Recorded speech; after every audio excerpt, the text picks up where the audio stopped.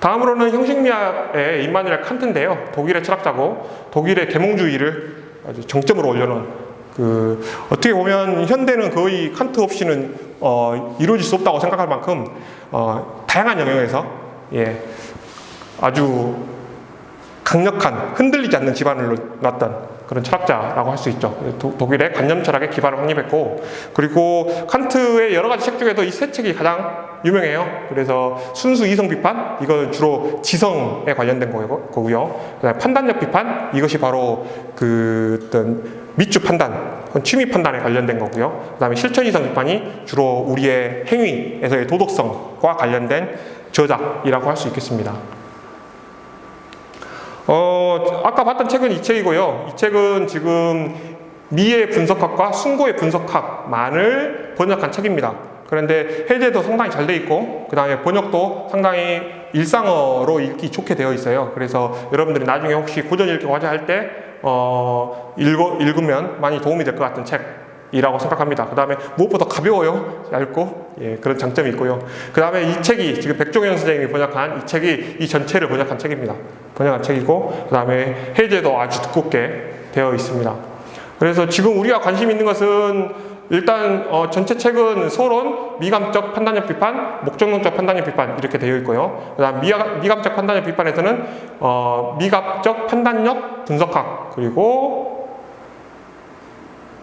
미감적 판단력 변증학, 취미의 방법론 이렇게 되어 있고요. 지금 우리가 가장 관심 있는 것은 이겁니다. 미의 분석학과 숭고의 분석학, 이 두 가지에 관심이 있어요. 먼저 미의 분석학부터 봐보죠. 미의 분석학에서는 취미 판단의 보편 타당성을 5단계로 연역하는데요. 일단 취미 판단이라는 것은 보편 타당할까요? 예를 들면 어떤 대상을 단적으로 아름답다고 하고 모든 사람에게 동의를 구할 수 있어야 보편 타당한 거예요. 그런데 그런 보편 타당성, 여러분들의 취미 판단은 되게 취향 차이고 또 주관적인 판단이라고 생각하거든요. 그래서 취미 판단에는 학문의 지위가 없다. 왜냐하면 보편 타당성이 없기 때문에. 그래서 문화와 인종에 또 시간에 관계없이 모든 사람에게 전달 가능한 무엇이어야 되는데 그래야지 보편 타당하거든요. 그런데 1 더하기 1은 2 이런 것들은 문화와 사회와 역사와 지역에 상관없이 사람들이 동의할 수 있단 말이에요. 그런데 이것은 A는 아름답다 이런 말을 모든 사람에게 동의를 구할 수 있겠냐고요. 그래서 굉장히 어려운 주제고 어려운 도전이에요. 어려운 도전인데 지금 칸트는 그 도전을 하고 있는 겁니다. 그래서 칸트가 어떤 대상이 단적으로 아름답다는 의미에서 보편 타당성을 주장하고 있는 게 아니에요. 칸트는 인간이 이 5가지 조건이라면 어떤 대상에 대해서 자유롭게 미추를 판단할 수 있다. 이런 게 칸트의 생각입니다. 그러니까 좀 다른 방식으로 이야기해 보면요. A는 기억이 아름답다고 하고 B는 니은이 아름답다고 할 수 있어요. 그런데 내가 이 5가지 조건 하에서 기억을 아름답다고 한다면 또 B는 니은을 아름답다고 한다면 기억과 니은의 인식 능력의 상태가 똑같다는 거예요. 그런 의미에서 보편 타당성을 주장하고 있는 거예요. 어떤 대상이 니와 내가 어떤 대상을 아름답다고 판단할 수 있다는 의미에서 모든 사람이 어떤 대상을 아름답다고 판단할 수 있다는 의미에서 보편 타당성이 아니라 우리의 인식 능력이 상태가 같다는 거예요. 그래서 5가지 영역 과정을 겪는데요. 첫 번째로는 무관식적 관심, 무슨 말일까? 두 번째로는 지성과 상상력의 유희, 무슨 말일까? 그리고 세 번째로는 목적 없는 한목적성, 이런 말들 다 좀 어떻게 보면 말이 안 되는 말이고 좀 이질적인 모순된 말들이에요. 모순된 말들인데, 그리고 공통감, 그리고 도덕성의 상징인데요. 4번과 5번은 두고 1번, 2번, 3번만 설명하도록 하죠. 그러면요, 무관심적 관심이란 말은 무슨 말일까? 1번, 일단은 취미 판단을 하려면 어떤 대상에 대해서 관심이 있어야 되겠어요? 없어야 되겠어요? 당연히 관심이 있어야 되겠죠. 완전히 무관심한 것은 취미 판단의 대상이 안 돼요. 뭔가 관심이 생겨야 돼. 그런데 그 관심이 무관심적이어야 돼. 여기서 무관심적이란 말은 무슨 말이냐면, 예를 들면 어떤 풍경을 볼 때, 여기다가 부동산 투자 가치가 있겠다 라고 생각하면서 풍경을 바라보고 있잖아요. 그러면 그 사람은 그 풍경에 대해서 취미 판단을 자유롭게 할 수가 없다는 뜻이에요.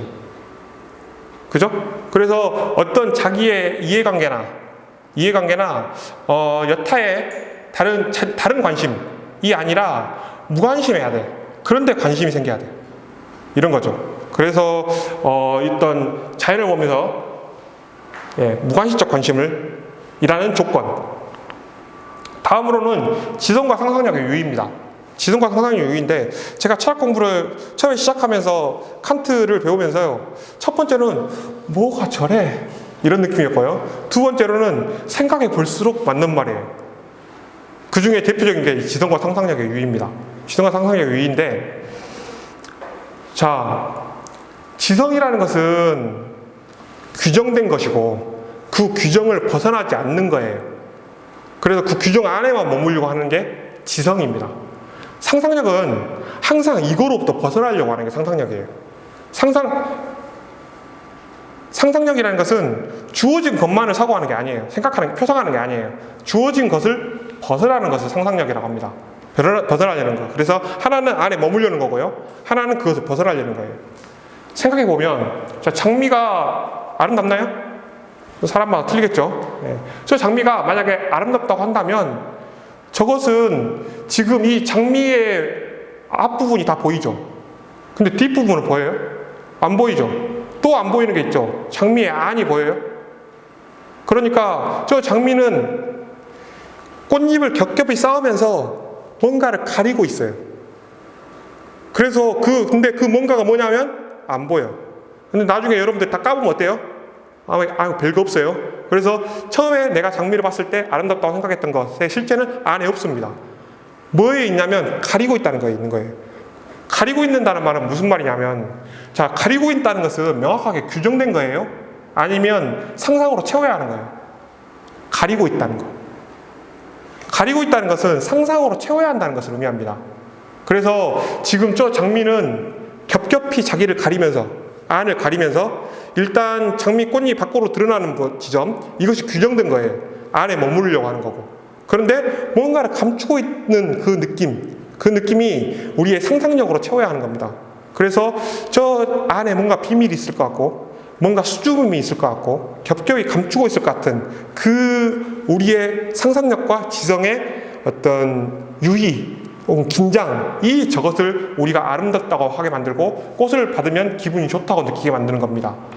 그런데 좀 쉬운 말로 하지 왜 지성과 상상력이라는 어려운 말로 했을까? 이런 이런 의미가 들 수 있는데요.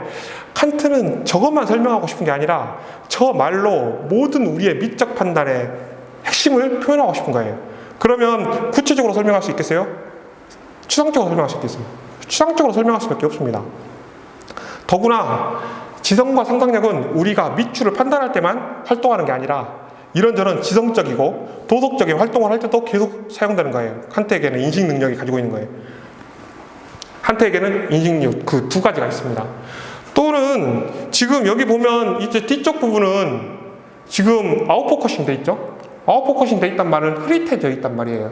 이 앞쪽은 명확하게 초점이 맞춰져 있죠? 그러면 이쪽이 규정된 것을 형성해요. 그리고 이것은 상상력으로 채워야 하는 것을 형성합니다. 그래서 여러분들이 모든 게 선명한 사진보다 아웃포커싱 된 거, 그래서 모든 것이 명시적으로 규정된 것보다 상상력으로 채워야 하는 부분이 많은 것들이 이 두 가지의 긴장이 뭔가를 아름답게 보이게 만드는 거예요. 만약에 제가 이것을 들고 있다가 놨어요? 그러면 렌즈 안에 들어오는 것까지 그냥 보이겠죠? 그런데 딱 소리가 나야 되는데 밑에 아무 소리도 안 났어. 그러면 여러분들은 뭐가 되겠죠? 엄청난 상상력이 발동되겠죠. 밑에 아무것도 없나? 낭떠러진가? 왜 소리가 안 나지? 쿠션이 있나? 이런 방식으로 상상하게 만드는 거예요. 만약에 여러분들이 어떤 문학작품을 읽고 있다 칩시다. 그런데 문학작품을 앞부분을 대충 읽어보니까 이런 방식으로 흘러가겠구나 라고 생각을 하고 읽었어요. 그런데 어느 순간 갑자기 내 상상을 뒤집어 그러면서 전혀 다른 방식으로 막 넘어가. 그러면 여러분들의 상상력이 엄청 자극되겠죠. 근데 내가 원하는데 내가 처음에 생각했던 대로 쭉 가. 그러면 지성만 계속 자극되는 거예요. 그런 경우에 재미가 없습니다. 상상력으로 계속 채워야 되고 또 배신하기도 하고 또 다른 상상력을 불러일으키고 이런 지성과 상상력의 유희를 가능하게 하는 문학작품이 우리에게 아름다운 느낌을 준다는 게 칸트의 생각이에요. 뭐가 아니라? 완전성이 아니라. 완전성이 아니라 어떤 예술작품에 또 어떤 자연물에, 칸트는 기본적으로는 예술작품보다는 자연물이 훨씬 중요해요. 그리고 그 자연물이 가지고 있는 무엇이 우리의 지성과 상상력의 유희를 가능하게 할 때, 지금 이것은 완전히 다른 거예요? 비슷한 거예요? 이 고양이와 이 고양이 키티와 저 키티가 서로 같은 거예요? 그렇다는 점에서 동일성은 계속 규정된 것, 지성을 자극합니다.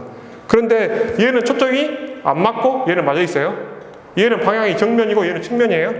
이런 것들이 서로 지성과 상상력의 유희를 가능하게 하는 지점이죠. 그뿐만이 아니라 수많은 상상이 가능하겠죠. 예를 들면 옷이 제가 지금 안에 안 보이는데 약간 시스루예요. 예를 들면 시스루면 완전히 보이는 거예요? 안 보이는 거예요? 보일 듯 안 보이는 거죠. 그 뭐 시스루 노래도 있잖아요.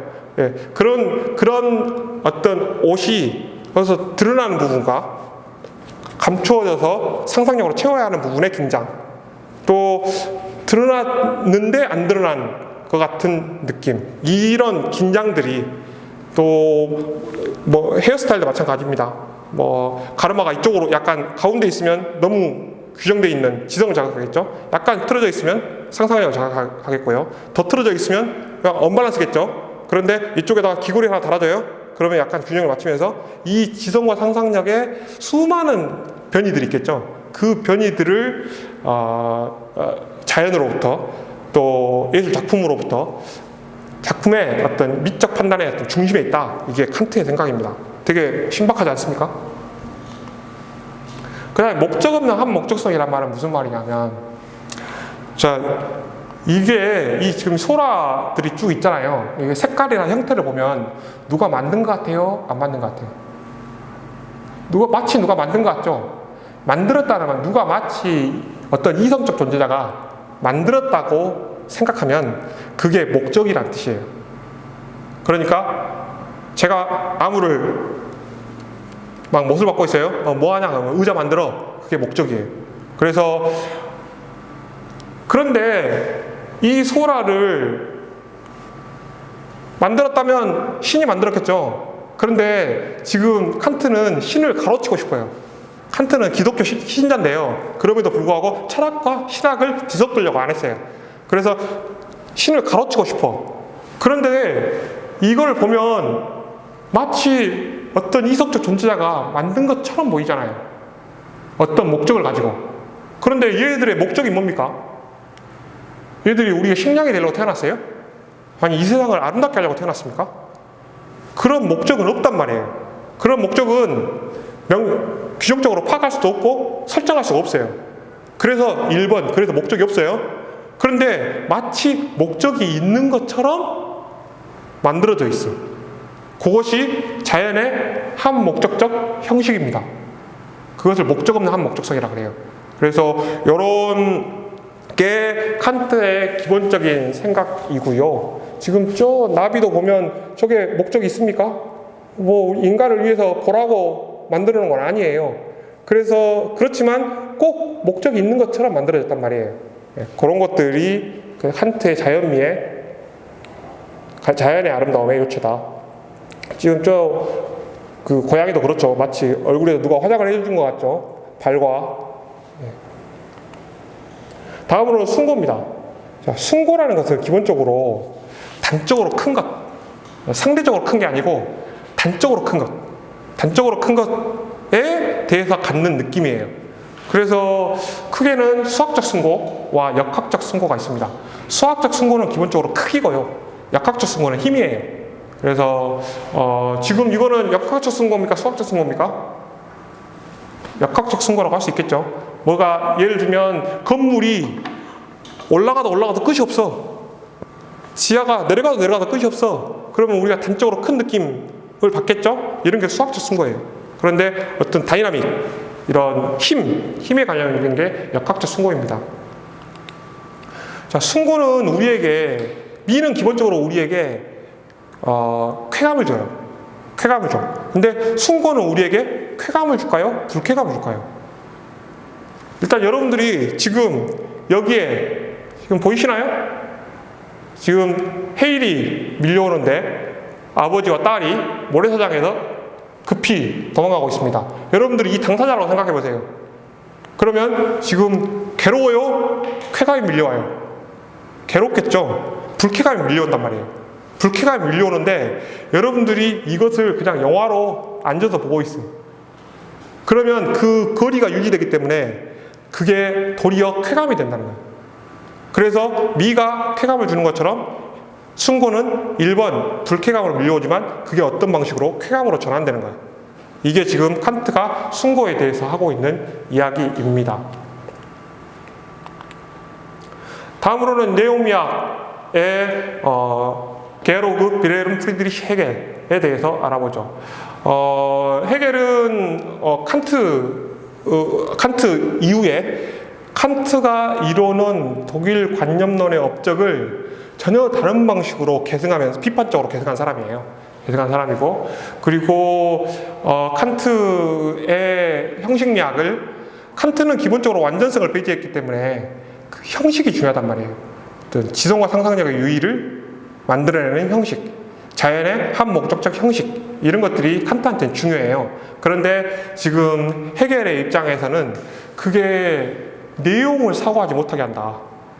자연, 예술을, 칸트한테는 예술이 그렇게 중요하지도 않지만 예술을 한갓 유희로 만들 뿐 그 예술이 가지고 있는 진리의 계시 기능에 눈 감고 그런 그 진리의 계시, 즉 내용에 무감하다. 내용을 전혀 예술에서 배제시켜버린다. 그렇게 생각하면서 헤겔은 이렇게 예술 철학을 시작했습니다. 그러니까 칸트는 엄밀한 의미에서 미학이라고 할 수 있고요. 헤겔은 예술 철학이라고 말할 수 있습니다. 그래서 또 칸트는 자연미가 중요해요. 그리고 예술가는 그 자연미를 충실하게 모방하는 게 좋은 예술가입니다. 그런데 헤겔은 자연미가 중요한 게 아니라 예술미가 중요해요. 그래서 그 인간이 만드는 예술을 통해 인간이 만드는 예술이 자연의 미보다 훨씬 더 위대하다. 왜냐하면 자연은 그것을 의식하지 못하니까. 인간은 의식을 가진 존재가 의식적으로 표현하는 활동이기 때문에 더 중요하다고 생각합니다. 지금 왼쪽에 있는 것은 인간이지만 신이 만든 자연물이죠. 그리고 오른쪽에 있는 것은 인간이 만든 거고요. 그래서 이 둘 사이에서 인간이 의식을 가지고 만든 것이 훨씬 위대하다고 생각했던 게 헤겔입니다. 그래서 헤겔은 자연미로부터 독립했다고, 예술을 독립시켰다고 할 수가 있겠죠. 그래서 어떤 현대적인 예술들을 보면 대부분 요즘에 자연무사를 하지 않아요. 자연을 모방하지 않습니다. 오히려 인간의 어떤 정신을 표현하려고 하는 예술들이 많죠.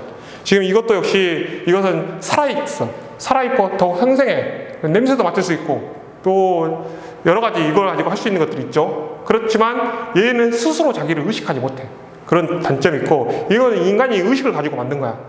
그래서 이게 훨씬 더 위대하다. 이게 헤겔의 생각입니다. 또 헤겔은, 칸트는 아름답지 않은 예술을 여러분들이 이제 미술과 관련된 책들이나 또 이런저런 전시장에 가보면 더 이상 아름답다고 말할 수 있는 작품들이 없어요. 그러면 존재론 미학이나 형식미학을 가지고는 설명할 수 없는 지점이 너무 많아지는 거예요. 그래서 헤겔의 예술 철학을 통해서 인간의 예술, 인간을 표현하는 예술을 설명할 수 있는 지점들이 열리기 시작합니다. 특히나 아름다운 예술이 아니라 추한 예술에 관련돼서 헤겔이 거의 추한 예술을 긍정하는 생각의 시작점에 있다고 생각할 수 있어요. 자, 이런 옛날 동시가 잔혹동시라고 혹시 들어보셨나요? 잔혹동시. 그래서 한참 막 난리였어요. 그래서 뭐 보수 기독교 단체에서 막 사탄의 영이 지배하는 아이다.